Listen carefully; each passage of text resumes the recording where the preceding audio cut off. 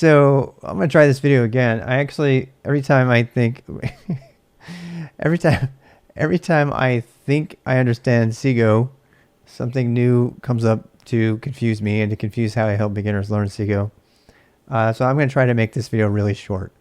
Bottom line, why do you care about CGO? CGO allows you to put C in your programs, and you literally put C in your programs. Let me show you.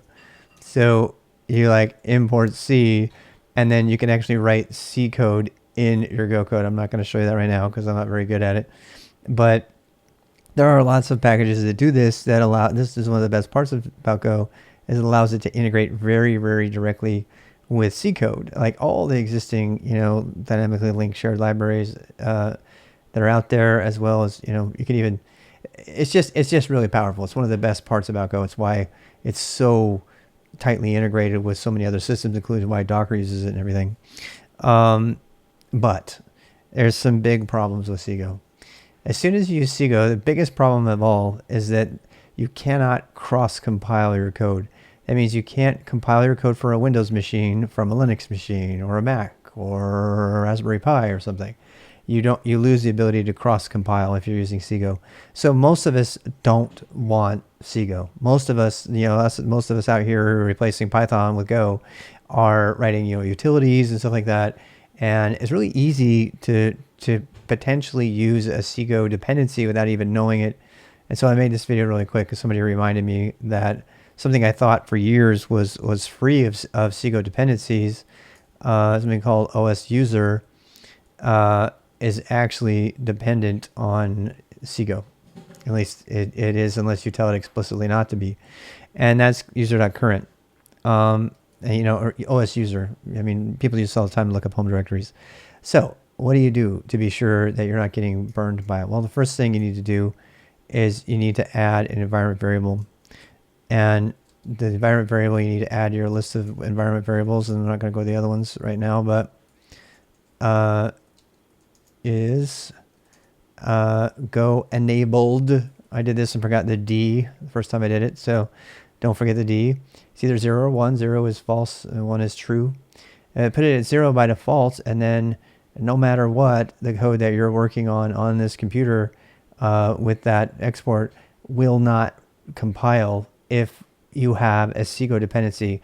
But there's a catch, and this is where I got burned, and I think other beginners are going to get burned. The catch is that the file, not only will it doesn't give you an error. When you do that, let me give you a very specific case for this. So here I am. Here's this file, right? So let's do the file without import C. So now when I go test, everything passes. It's all fine. I can do verbose.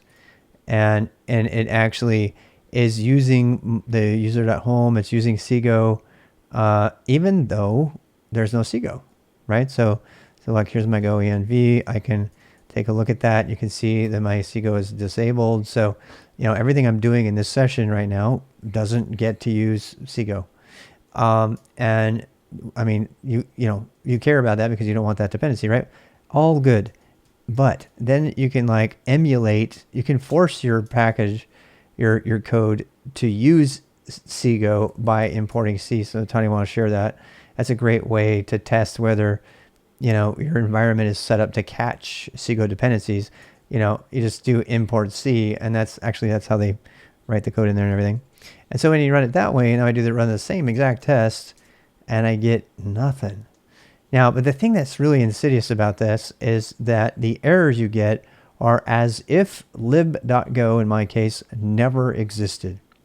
The errors are like, oh my God, I don't even exist. And so all of a sudden, you're like, if you have this on and you have some sort of CGO dependency in there that might be not as explicit as this, then there's a good chance that your code's not going to compile at all.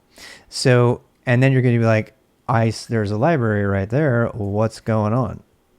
Now, again, I don't claim to be the lowest level of experts in Go, and there's lots of people more certifiably better than me at that particular thing.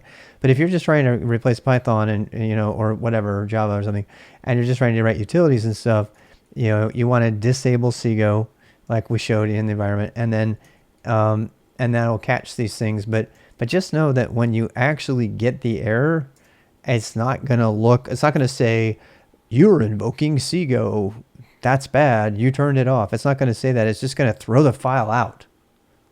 And that's going to be very confusing to a beginner. The beginner's going to be like, wait, I swear to God, this file is here. What is going on?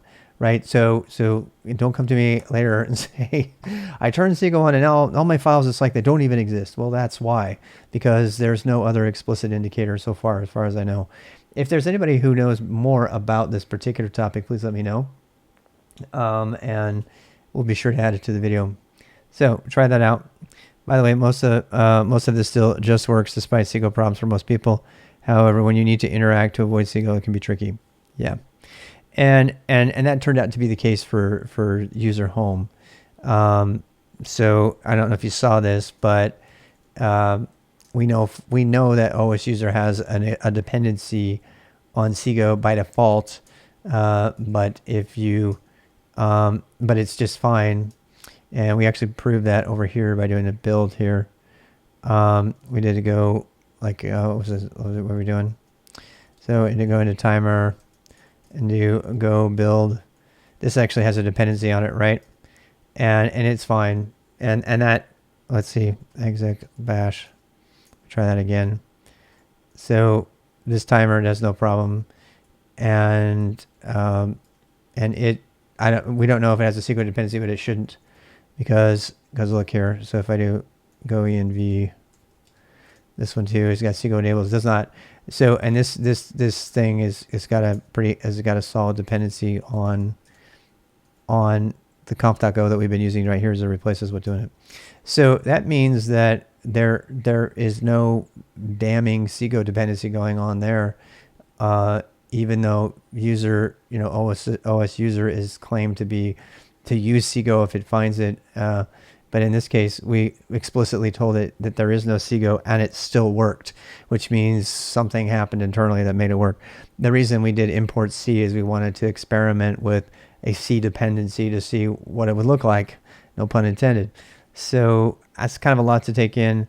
Long and short of it is, add CGO enabled equals 0 to your environment variables, and when in doubt, add import C in there someplace to see what it looks like. Just know, the third thing, just know that it's going to look like the file never existed. So don't get confused by that if you have a CGO dependency in there somewhere. That's all.